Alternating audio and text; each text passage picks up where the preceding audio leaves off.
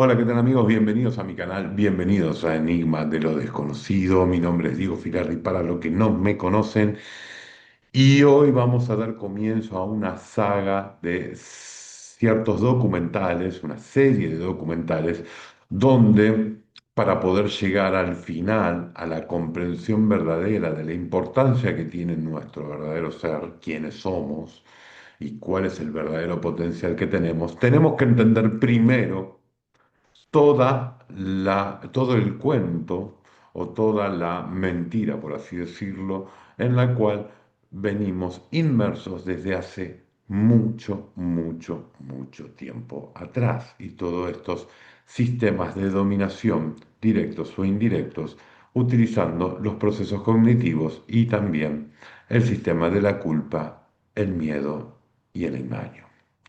Pero bueno, para eso vamos a ir bien atrás y vamos a empezar por el principio.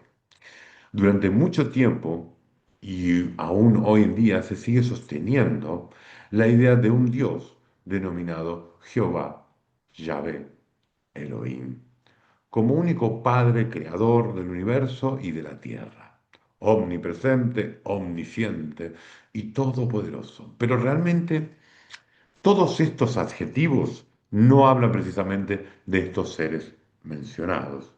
Y ahí es donde comienza el relato oficial de engaños, mentiras, sometimiento, culpa, miedo, celos, sacrificios y envidia, entre otros.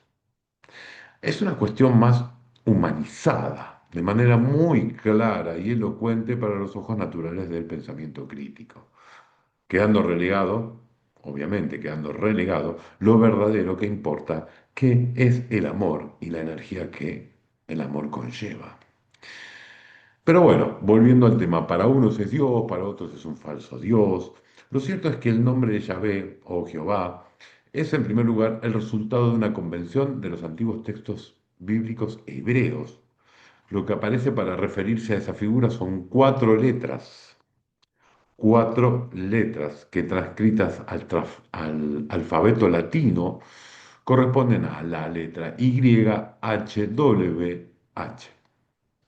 Estas cuatro letras fueron las que luego recibieron el nombre de tetragramatón.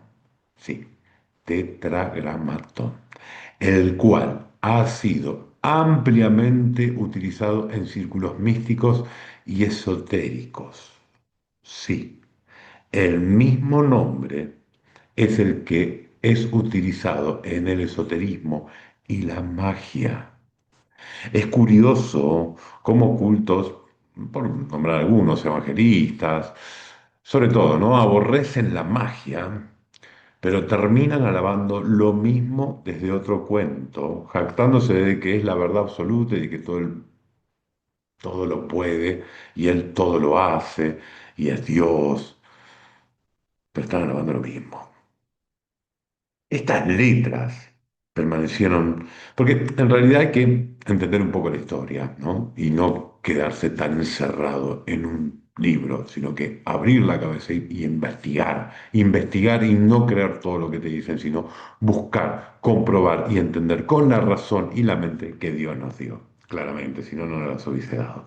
Pero bueno, eh, hay que entender que estas letras permanecieron durante mucho tiempo sin una pronunciación oficial, ya que dado que para los judíos estaba prohibido pronunciar el nombre de Dios, sumado a que los antiguos textos hebreos carecían de vocales.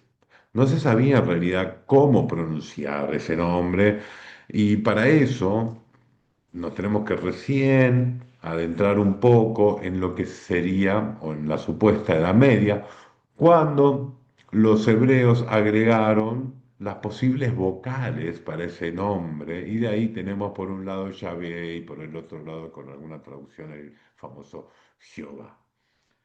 Por lo tanto, fue denominado por hombres. Este Jehová o Yahvé en su naturaleza, su conducta, su manera de interactuar, si ustedes leen con atención, cambia de un texto bíblico a otro texto. Por un lado, vamos a ver que es un ser violento, cruel, celoso, y en otros es alabado como misericordioso y protector. O sea, por un lado es un ser que si vos me amás tenés que matar a tu hijo, eh, por ejemplo, o que manda a matar a todas las mujeres y los niños, manda al pueblo a conquistar otra tierra y se ofende porque no mataron a las mujeres y a los niños y los vuelve a mandar a matar, búsquenlo, está. Los chicos, ¿qué culpa tiene un niño de 5 años, no? Pero bueno, si todos siempre lo justifican, ¿no? O sea, no pienses, no pienses porque no, las cosas son así. Y me parece que sí, es momento de pensar, ¿no? Pero bueno, por un lado era ese Jehová de los ejércitos. Y de repente, por otro lado, según otro autor, otro texto, es alabado, misericordioso. Pero bueno, para eso hay que entender un poco que la Biblia es un conjunto de textos escritos por diferentes personas a lo largo de mucho tiempo, personas a lo largo de mucho tiempo. Los escribas judíos de los siglos sexto y quinto, antes de la era común más o menos, es como que, diría yo, que envasaron en historias y tradiciones más antiguas esto, ¿no? Y para forjar una imagen adecuada que sirviera, por ejemplo, de cohesión del pueblo entre los judíos exiliados en Babilonia en esa época, buscaron las tradiciones que resuenan como posible fuente de inspiración. Y para ello, los autores bíblicos, es notable y es notorio cómo se inspiraron mucho en la tradición de Sumeria, Sumeria, mucho más antigua que la tradición judía, mucho. Donde, de hecho, hay muchos estudiosos del tema que destacan la semejanza entre la figura de Enlil y la de Yahvé bíblico. Pero bueno, aunque los escribas hebreos del siglo sexto y quinto antes de la era común se hubieran inspirado en historias de otros pueblos para acomodar, editar y, digamos, reescribir pasajes de los textos hebreos, hay que tener en cuenta que con el paso de los siglos o incluso de los milenios, cualquier figura puede ser divinizada, demonizada, puede inventarse muchas cosas, proezas, desgracias de las personas. Inclusive, sin ir más lejos, acá en Argentina, hay una iglesia maradoniana, ¿sí? Hay una iglesia y un culto a Maradona, ¿no? Entonces, si esto sigue y avanza a través del fanatismo y a través del amor y la devoción por Diego Armando Maradona, imagínense lo que puede llegar a hablarse dentro de 1000, 2000 o 5000 años de un tal Maradona, ¿no? Cómo puede llegar a ser gigantesca esa imagen al punto de divinizarla, ¿no? Digo, vamos al sentido común, digo, lo que puede llegar a pasar, ¿no? Si la gente sigue avanzando con esto,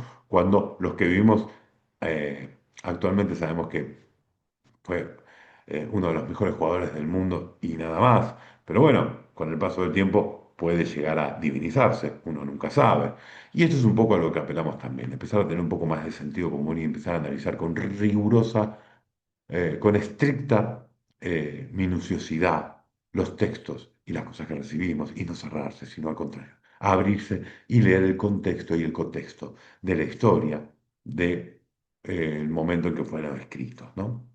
Pero por eso hay que ir y meterse en una lectura no religiosa de los Antiguos Testamentos, ¿no? Hay que meterse en una lectura no religiosa, sin dogmas y libre para poder interpretar bien, porque ahí, por ejemplo, nos encontramos las palabras hebreas rúa y cabot, por ejemplo, que según la interpretación teológica hebrea corresponden a espíritu y gloria. Vuelvo a repetir, según la interpretación teológica, ¿m? Teológica.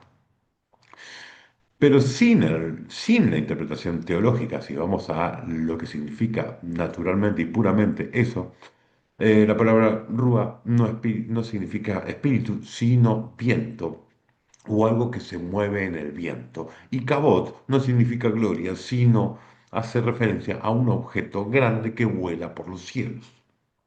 Sin ir más lejos, en el Génesis encontramos una frase que en su traducción usual dice, y el Espíritu de Dios se movía sobre la faz de las aguas, cuando en realidad dice perdón, y el Rúa de los Elohims se movía sobre la faz de las aguas. La verdad que da mucho que pensar. Es como que si un artefacto se estuviese moviendo, ¿no? Con personas adentro. ¿Por qué digo con personas? Porque la palabra Elohim es una palabra plural y habla de muchos de ellos. En fin. Este y muchos otros datos han hecho que varios, por ejemplo, estudiosos en el tema, consideren que por ahí ya ven un extraterrestre o, bueno, todas estas cuestiones de estas ideas de un Dios que vino de otra galaxia, o Dios o ser con mayor conocimiento. Son teorías, son teorías. No las vamos a descartar, pero tampoco las vamos a dar por ciertas. Simplemente nos vamos a remitir a lo riguroso de lo que está escrito para entenderlo, pero libremente, ¿no? No con dogmas o con cuestiones preestablecidas que te diga un cura, un sacerdote, un pastor, un rabino.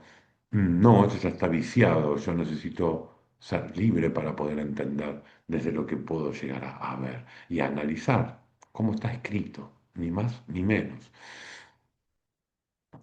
Cuando se lee, digamos, el texto bíblico con cuidado, no traducido y sin dogmas religiosos, vamos a ver que Yahvé era uno de varios Elohims, uno de varios Elohim. Humano o no, se trataba de un ser con conocimientos avanzados en ciertas materias o en muchas. Pero según los textos bíblicos, se trataba de un ser cruel, tiránico o violento, que de Dios no tenía nada. Y toda interpretación que lo presente como tal sigue dependiendo, ¿saben de qué? De la fiel tradición teológica, sea católica, cristiana, evangélica, protestante, judía, rabínica, siempre están con esta cuestión de la interpretación teológica, ¿no? Entonces, te invito a que lo analices desde otro lugar, porque la tradición teológica y religiosa va a buscar justificarlo todo a través de la imposición de una fe externa, ciega y dominante, que no te permita ver más allá de lo que ellos quieren que veas. Por lo tanto, te invito a esto. Y no te invito a no creer, te invito a creer más, pero a creer con conciencia, con inteligencia. Porque te dicen, no tenés que interpretar. Entonces, ¿para qué Dios me dio la mente, la psiquis y el raciocinio? O sea, ¿para qué me hizo diferente a los animales si no lo puedo usar, si no puedo cuestionar, si no puedo ir en busca de la verdad? ¿Por qué se habla del logos, de la gnosis? Y entonces, ¿cómo no voy? ¿Cómo hago yo para llegar a un entendimiento y una comprensión? Si a mí me dieron herramientas, supuestamente el Creador nos dio herramientas para poder evolucionar y crecer. Por lo tanto, ¿por qué esto tiene que ser impuesto de una manera como tal, como cuando dicen que esta es la palabra de Dios y nada más? O sea que Dios se reduce a 1000 hojas, a 500 hojas. ¡Wow! ¡Qué teoría más reduccionista! Y se olvidan de entender las tradiciones y el contexto en donde fueron escritas en ese momento, ¿sí? Hay un montón de cuestiones que tienen que ser entendidas con el contexto y el contexto histórico de cómo se vivía en esa época, de cómo eran las leyes en esa época, del por qué, para poder tener una visión más amplia y salir de todo tipo de fanatismo religioso y abrirse al conocimiento que podemos llegar a entender y ver mucho más allá de lo que nos quieren hacer creer, porque todo el texto está basado en la culpa, el miedo, la culpa y el miedo. Tenemos la culpa. No importa que hace 10.000 años atrás hubo dos personas que supuestamente mordieron un árbol, no, mordieron un árbol, no, mordieron una manzana de un árbol y ahí ya Dios dijo, están todos maldecidos. O sea, vos naciste con una mancha, yo nací con, todos nacen con una mancha del error, porque dos personas hace 10.000 años comieron una manzana que no tenían que comer. En serio, dejemos de ser infantiles y leamos los textos sagrados de manera adulta, con pensamiento crítico, para no ser más engañados y poder realmente encontrar el reino de los cielos en el único lugar donde está, dentro de cada uno de nosotros, para darnos paz y prosperidad. No se pierdan el próximo capítulo porque voy a meterme más puntualmente en muchos más conceptos. Vamos a seguir, es una serie de varios capítulos, así que si te gustó el video, compartilo, ponele me gusta, suscribiste, por favor, porque eso suma y ayuda un montón, motiva a seguir escribiendo esto y que si no lo haces, igual voy a seguir haciendo videos, esa es la realidad. Pero bueno, si te gustó, apóyame de esa forma y seguimos para adelante en busca de sacar los velos que nos impusieron para conocer un poquito, aunque sea, o acercarnos un poquito a la verdad espiritual. Les mando un beso enorme. Nos vemos en próximos videos. Chao.